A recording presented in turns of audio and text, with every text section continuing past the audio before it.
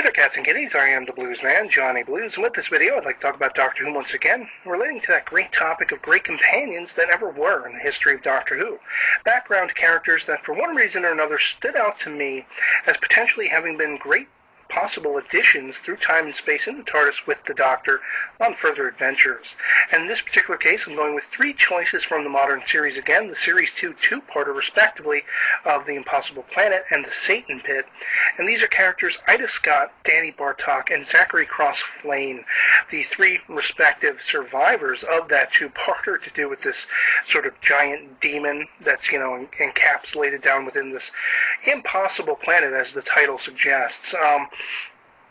I always found these characters to be very compelling in that the rapport they have instantly with the Doctor, arguably it's the Doctor's having a rapport with them, but, seeing human beings out at the edge of the galaxy in an impossible situation and aspiring, trying to figure out what the mysteries are of this planet and everything like that. It just was an awe-inspiring sort of setting, even though it was horrifying as well.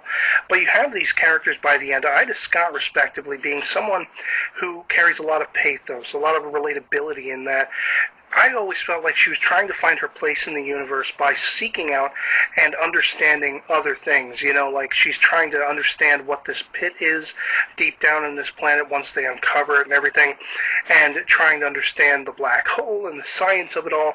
She would have been very interesting in the TARDIS because it would have been her kind of confronting her own, lack of just awe and wonder, her sort of begrudging side, the side that feels deflated when something doesn't go right, and trying to find her place in the universe. I think this would have been a journey that the Doctor really could have aided her in having an even greater sense of semblance than where we leave them at the end of that episode. With the character of Danny Bartock, while he is somewhat experienced with the position he has on this space station that they're found in, I feel like he would have been the youngest. He would have been the one very, new-blooded as far as going on travels in time and space. It would have been a wholly new experience for him, and we really would have seen a character just awakening in his character.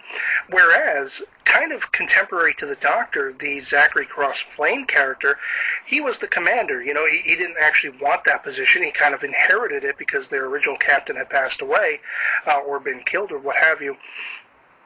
And it would have been very interesting because he would have probably wanted to take command of certain scenarios, depending on the situation.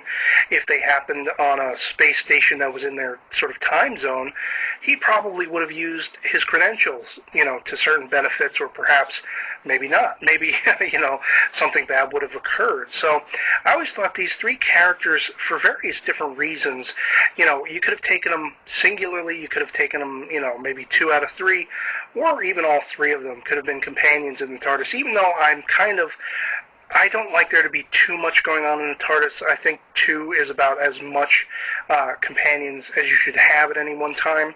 Definitely 3 was too much back in the 5th Doctor era.